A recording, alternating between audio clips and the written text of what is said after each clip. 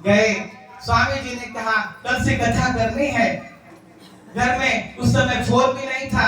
महाराज जी हम कैसे घर में खबर करें? ये पुस्तक यही रख दीजिए, कल से आपको भगवान कथा शुभारंभ करनी। महाराज जी मुझे कुछ नहीं आता, मैं तो इसका एक अक्षर भी नहीं जानता, अभ्यास करने के लिए जा रहा था।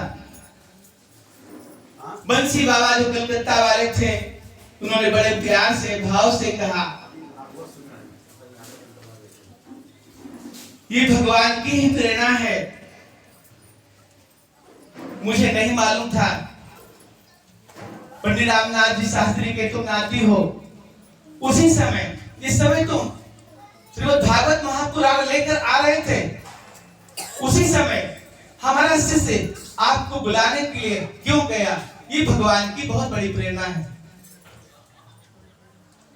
कल सुबह 8 बजे सटल से आकर श्रीमद् भागवत महापुराण का शुभारंभ कर दीजिए।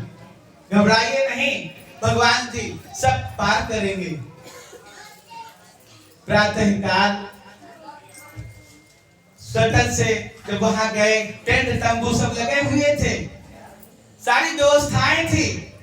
महाराज जी कहले कथा प्रारंभ कीजिए।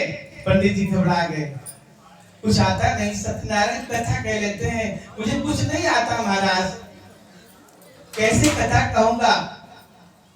तब स्वामी जी ने कहा यह स्थान हनुमान जी का है, वट वृक्ष के नीचे कथा शुभारंभ कीजिए।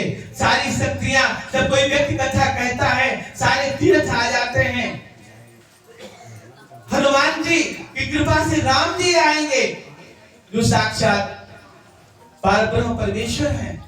गंगा यमुना जब सरस्वती की धारा प्रवाहित होगी, सरस्वती माँ स्वयं प्रकट होंगी। कथा का शुभारंभ किया गया, माइक लगा।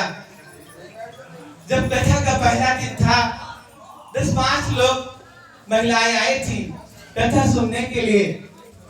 पंडित जी के मन में ये विचार आया, कथा हम कहेंगे नहीं तो लोग आएंगे नहीं, जब आएंगे ना दक्षिणा क्या चढ़ेगी?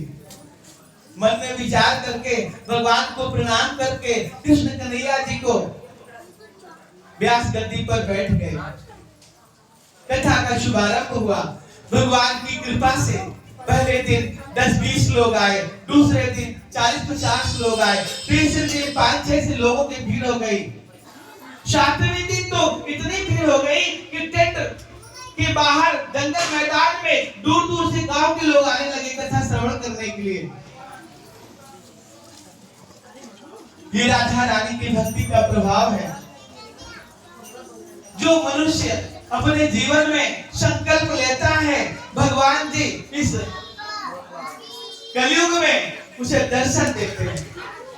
बोले वृंदावन बिहारी लाल की जय, बोले कृष्ण कन्हैया लाल की जय। अब हम सुदामा जी की कथा का प्रसंग सुनाने जा रहे हैं। थोड़ी देर में जब द्वारकाधीश का नंबर आए तब उसको बुला दीजिए। अभी तो सुदामा जी के जीवन चरित्र की कथा सुनाएंगे, अभी इशारा करेंगे तो बुला लीजिएगा।